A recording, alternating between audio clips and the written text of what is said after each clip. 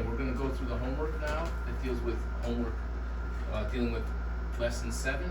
And so I have something like this: y plus 4 plus 3y. And the question is that an equation or an expression? If it's an equation, you can solve it. If it's an expression, you can simplify it by putting in ones and combining like terms and stuff like that. This one is an expression. It has no equal sign to be the fulcrum of both sides of what you're working on. How about this? Number 2, x plus 2 equals negative 3. Equation or expression? Little follow-up on that. That's an expression. You can simplify it, but you cannot solve it. There's no way you find out what y is without an equal sign in there. This one, there's my equal sign. There's stuff on both sides. That's an equation. It is possible to solve that. By subtracting 2 off both sides, you can find that x equals negative 5. But anyway, it is an equation. That's an expression. That's an expression. On both sides of an equal sign, making an equation. That's an expression with no equal sign. That's simply an expression. Number 3 is x equals negative 7, a solution to x minus 3 equals negative 10. So what you do is you put in the negative 3 and the negative 10, you drop in your x with a pair of parentheses around its value, negative 7. Now we're wondering, is it equal? Does it get a yes or no? What happens here is the 1 times negative 7 is why that gets free. You don't always have to write the 1, and maybe eventually you'll know that you don't have to write the parentheses in certain cases. But as we're getting started, let's realize that that's negative 1 minus 3, and that's supposed to have a plus in between it. So you add those together, you do get 10, but strong on the negative like the 7, these two guys, let's see, that is yes, it worked.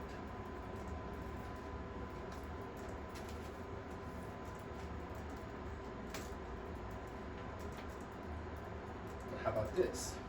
Number 4 is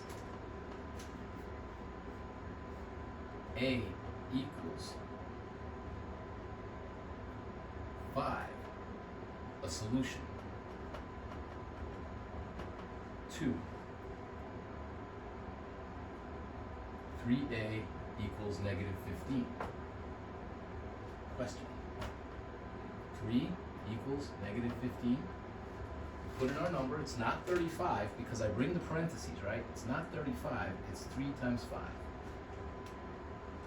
Now I don't need the 1 because 3 times 5 is going to be an operation for me to do and see that I get 15. No. That's 15, that's negative 15. Close, right? The sign wasn't right to have it work, but you can't say, oh, it's 15, good enough. It has to be a perfect fit. So a solution is the number that works to hit the target. Here our target was negative 10, here our target was negative 15. There we hit it, there we did not hit our target, and that's not a solution. So now we're going to get into some solving checks.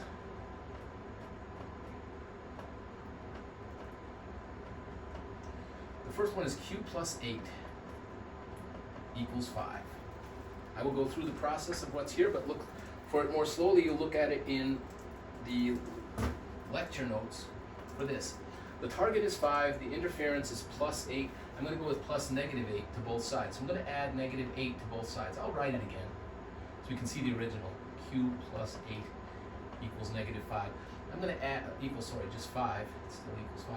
I'm going to subtract 8 off each side, or add negative 8 to each side. That's gone, leaving me nothing but Q. And 5 plus negative 8 gets me a 3 from subtraction, and it's negative. So I think this is my answer. And what I do is I take my number plus 8 and see if it does equal 5.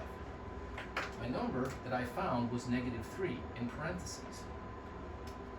Now the 1 times the parentheses will immediately free up my negative 3 to give me negative 3 plus 8, subtract for 5, strong on the positive. Yeah, that's good. I found the right answer.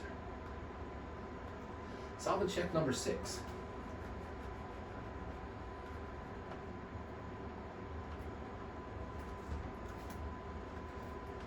Y minus 7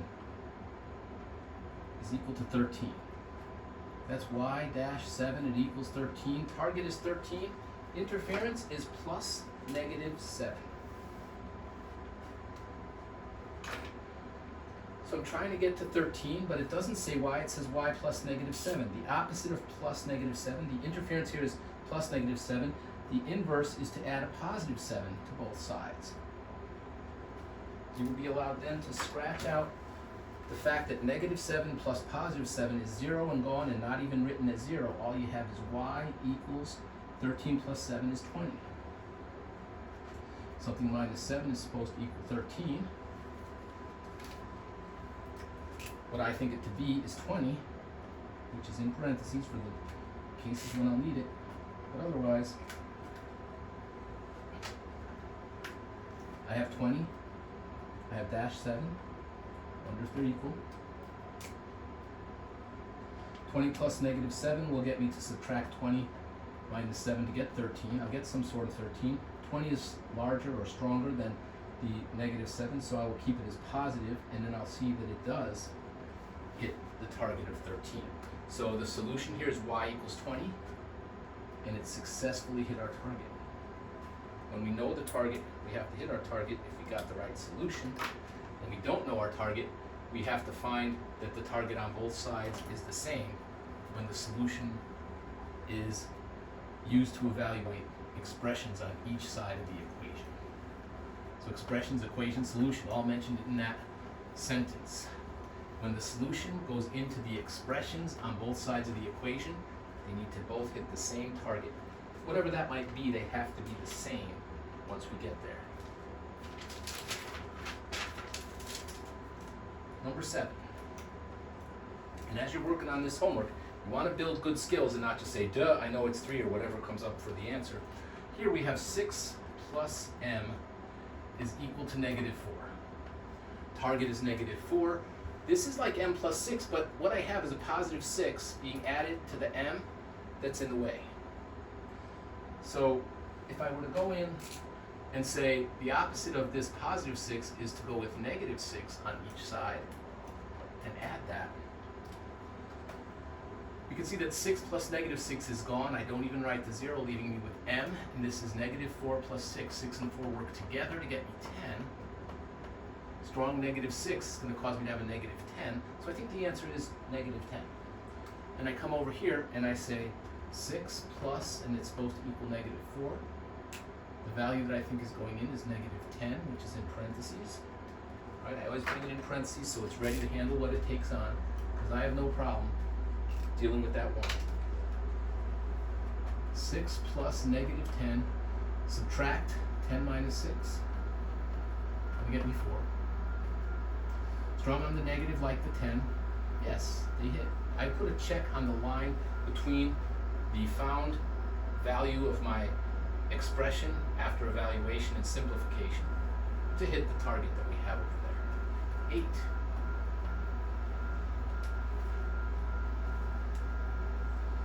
Negative 21 equals y minus 4.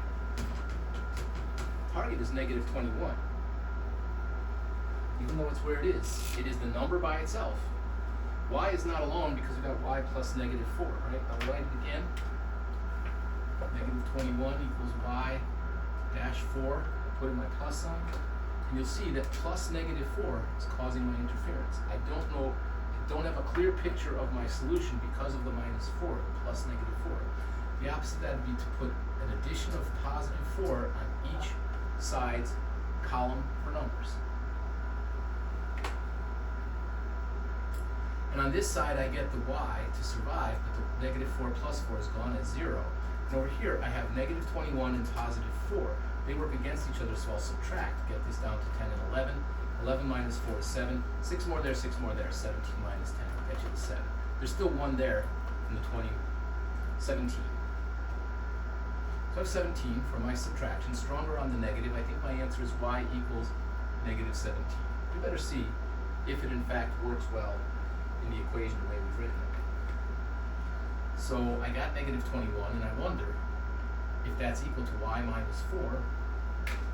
Y comes in as negative 17. It's got the 1 in front of it to free it from the parentheses. that's why this is now negative 17 dash 4. To get to rules that we are familiar with, I put a plus sign in front of that. It's now negative 17 plus negative 4. I have 17 and 4 working together, 21. Strong on the negative like the 17? Yes. I've hit it. Number 9.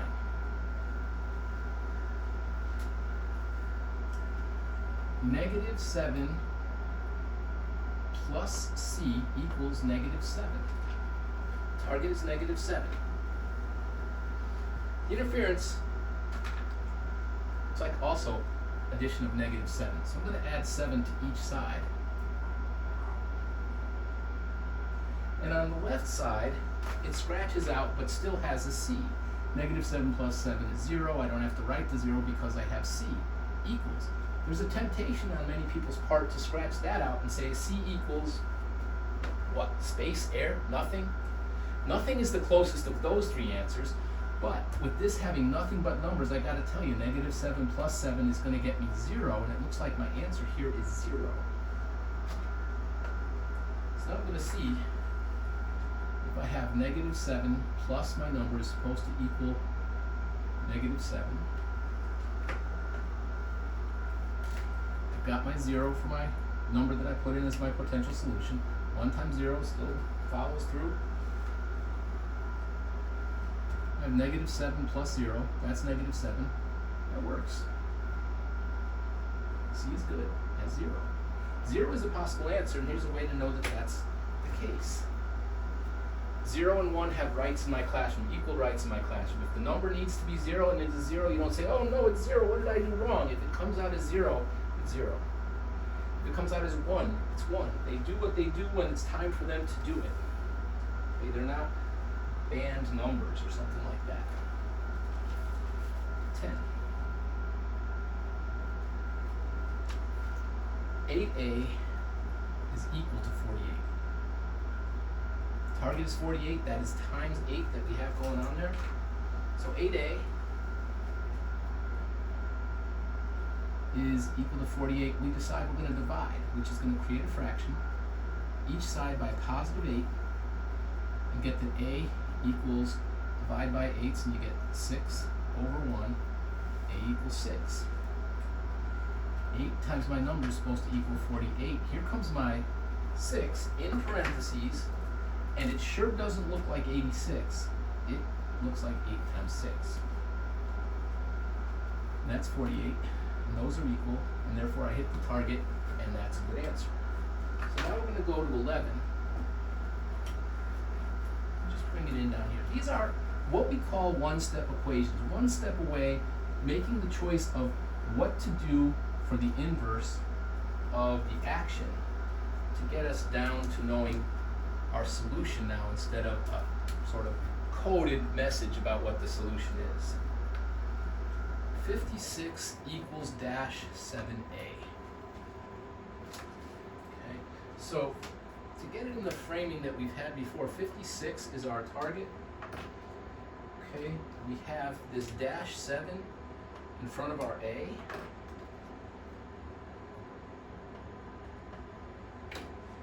And what our job is here is to get the a along. And I asked, what's going on between the 7 and the a? Yes, the 7 is negative and blue and all that, but what's going on between the 7 and the a? And a reminder, it is not this. In that case, a would be interfered with by minus 7 or plus negative 7. We don't have that here. We don't have subtraction of minus 7. What's going on between 7 and a is multiplication. The thing that's being multiplied by 7a is, multiplied by the a is the negative 7.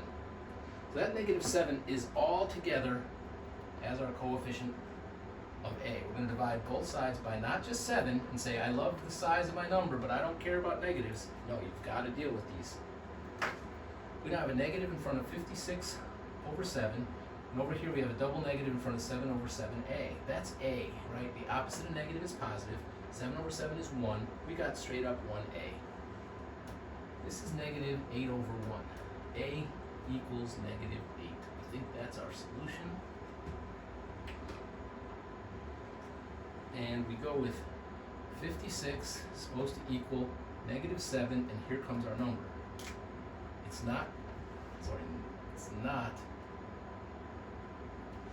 -7 minus 8 because we bring it in parentheses. Now we have the black as well as the blue dash. Even if I keep colors for my digits, 7 in black times 8. The opposite of negative, that's 2 dashes. That is not odd, so we're not going to have a negative outcome. 7 times 8, we should know to be 56. Positive, yep, done, good. Number 12.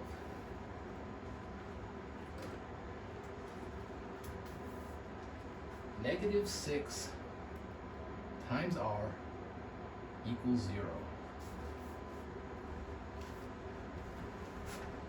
What's where the target goes? Since r is on the left side with the 6 and all that, that's not where the target is. The target here is 0.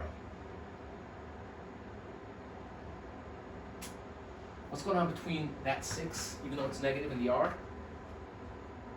Let's get some clarity here, because sometimes people need the extra insight on these. Target is 0. -6 times my r is what I've got going on the other side. I've got to divide both sides. And I'll ask people, what do you divide by? And if they're close but not perfectly nailing it, they'll say 6. They may even get lucky on this one. But you're dividing by -6. 0 bails you out if you miss the negative on this particular problem. You can take your calculator and do 0 divided by -6. Don't panic and say, oh no, there's a 0, what's going to happen? 0 divided by -6 equals 0. It looks like your calculator is not working. It looks like it went back to 0. But in fact, this is r, and that is 0. And now we'll take our -6. We've got our number coming, and we think it's supposed to equal 0. We're not sure. Put our 0 in there, so it doesn't look like -60. We see that multiplication needs to happen. And this is 0, that is 0, yeah. The answer can be 0. It was over there, only did 9. And 0 is a legal answer. A legal answer, not an illegal answer. 0 is okay.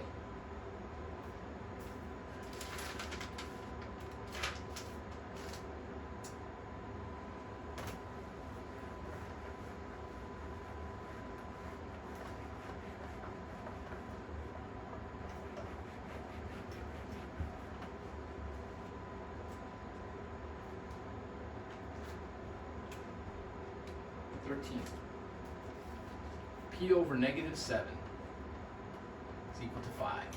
What do we do with that?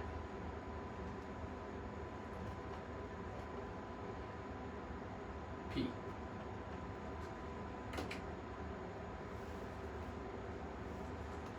Target is 5.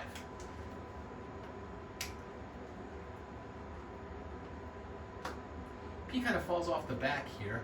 It's like P over 1. But what else do we have? We've got a 7. We've got it negative. And we don't have anything bumping up the P, so we got that.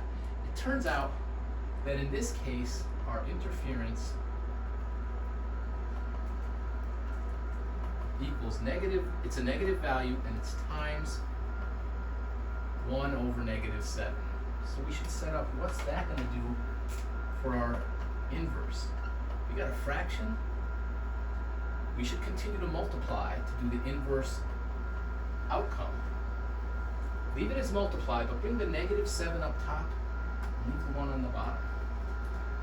So now, we have this 1 over -7 times P equals 5 over 1, and we're told to multiply each side by -7 over 1. The 7 can be, the 7 has to be on the top, the negative can be with the 7 with the 1. It's got to be a 7 over 1 with a single negative. So that does. We got the opposite of negative due to black and red of 7 over 7. We might even still have red 7 at that moment. P equals 5 times -7 over 1 times 1.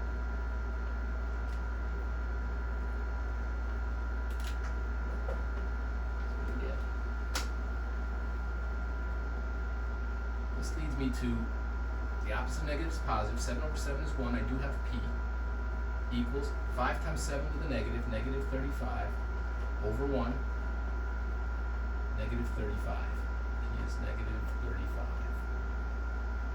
Let's see if that's right. Back to our original.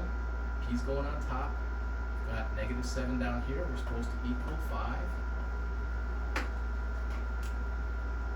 Negative 35 in parentheses.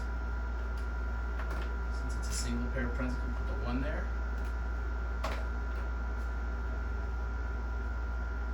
Now we've got negative 35 over negative 7. Put the pair of dashes in front of 35 over 7. So 5 over 1 equals 5. And it hits what it's supposed to. 14. We want to do this word problem where it says to write the equation and then solve the word problem. So just getting the number is not enough, but it involves words. So you're correct when you answer the words with your number. And it says the sum of negative 12 and c is negative, the sum of negative 12 and n is 18. I'm going to write that all out. The sum of negative 12 and n is 18. And the word is represents our equal sign. So when we want to get the sum of negative 12 and a number, there are two things getting added. One is negative 12, the other is the number. They give us the letter n to use for it. Is 18. We're going to look at keywords. We will have looked at keywords already now that we're into this homework, where the sum is addition. If there's anything else going on, the addition in that sum will be trapped in parentheses. But all we have over here is negative 12 along with n. N is positive as far as being written right now as a letter, and negative 12 are the two things being added to create equal 18. Now our job, after we've created that word problem, is to take our negative 12 plus n equals 18 and solve it. 18 is the target, negative 12 is our adding of negative 12 is our interference. We'll add positive 12 to both sides. N equals 30. You won't get full credit on this if you just say n equals 30, because the first part asks you to establish what the equation is. It's part of doing a word problem. Now 30, it doesn't even go in our equation, which we might have done wrong. 30 has to go into our words. So when it says n, we got to say 30. And now we're saying the sum of negative 12 and 30. So when we take negative 12 and add it to 30, that's 30 plus negative 12. So we're going to do subtraction to get our digits. They work against each other. We get 20 and 10, that's an 8. That's a 2, nope, that's a 1. That's a 1. So we got 18. And 30 is stronger, so we're going to have positive 18. This is saying it should equal 18 as the words expected them to do.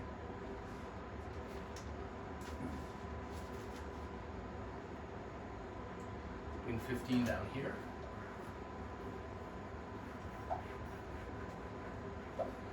But these are your one-step equations to get to the solution.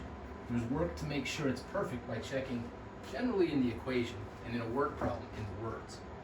15 begins with words. The product of negative 6 and n is 30.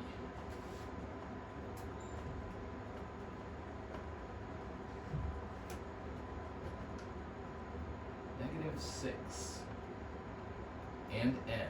I should write out the way they would write it. SIX. Easy enough.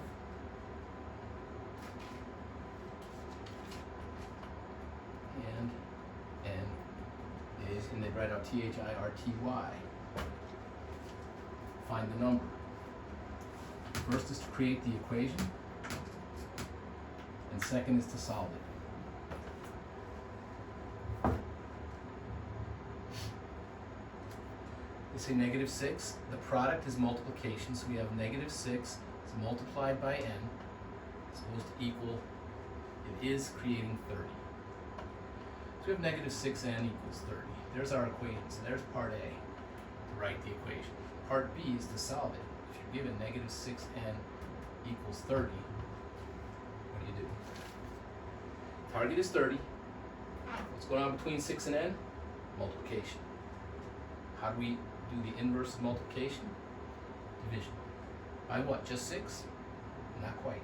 Negative 6. I'm going to get all the way around to positive 1n equals negative 5 over 1. N equals negative 5. We take our negative 5 back to the words. It's a word problem. It's not an equation problem or a number problem. It is a word problem. The product of negative 6 and negative 5 is 30.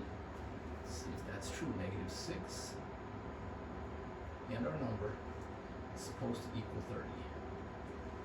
That's trying to draw it from the words as much as we can. We now have 2 dashes for an even number of dashes in front of our 30, which is positive, which now check in.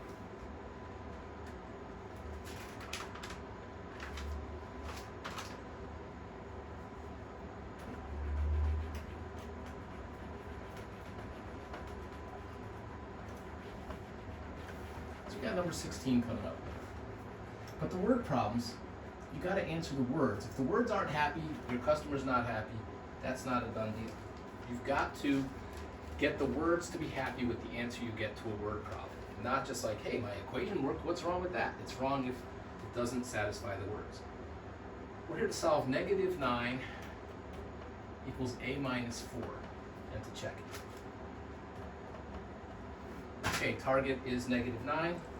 Interference here appears to be the addition of negative 4, also known as subtracting 4. We're going to have to add 4 to both sides. We have to be able to handle what we do with negative 9 plus 4, subtracting at 5, strong on the negative. A equals negative 5. We now see if negative 9 is equal to, we got our number minus 4.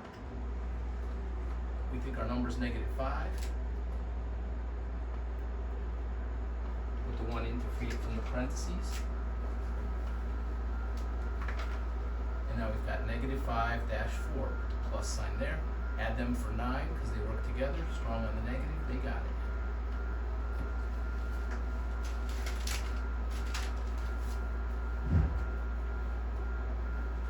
Let's try to solve this one.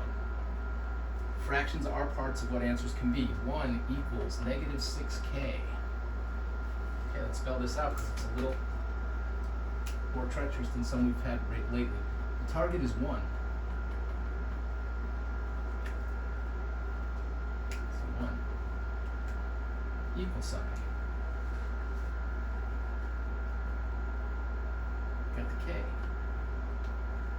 But negative 6 times my number is interference.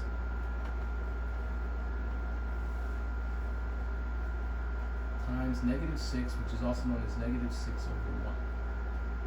And we can call it times negative 6.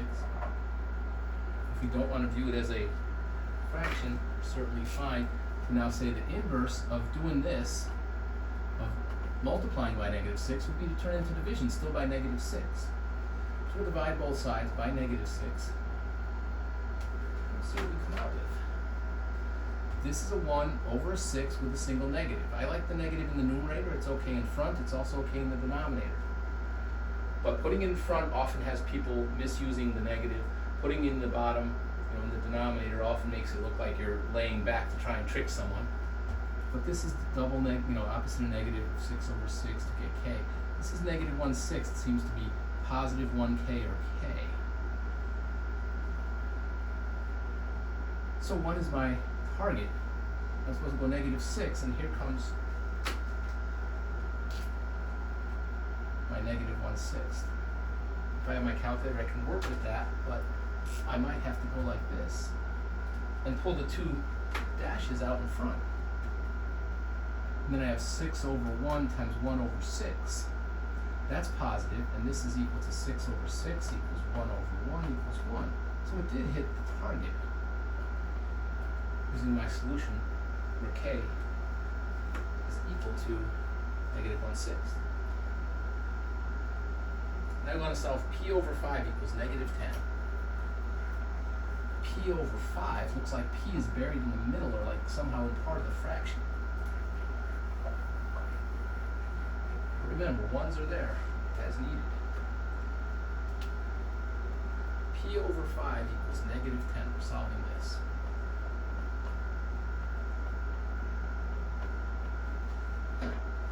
p over 5. Well, I'm going to push the p off the back as p over 1, and I'm going to have my 5 up there. So, what? 1 over 5. 1 times p makes the p. 5 times 1 makes the 5. And that equals my negative 10, which is also over 1. So I can work with them as fractions. And what am I seeing here? My target is negative 10. What's my interference? Why is p not alone? The 1 under it is not causing any trouble, but my interference is because I'm times 1 over 5. So, I got a fraction here. I'm going to do the inverse of that outcome, not by changing it to division instead of a fraction, but changing it to multiplication of 5 over 1, which is equal to multiplying by 5. I'm going to use 5 over 1, but let's see what we have here. We have 1 over 5, then we have times p, I got space in the middle there. I've got my negative 10, which is over 1. I've decided I'm going to go after it with 5 over 1 to multiply each one of these by it. 5 over 5 gets me 1.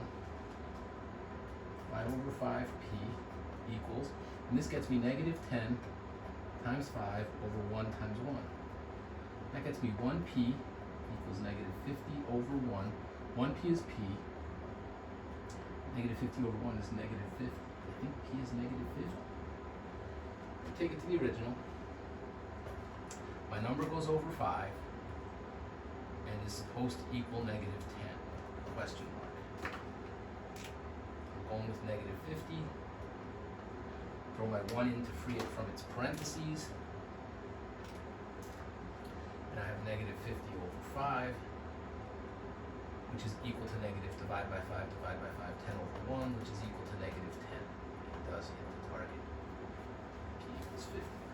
And that's our homework 7. It's an important foundational homework.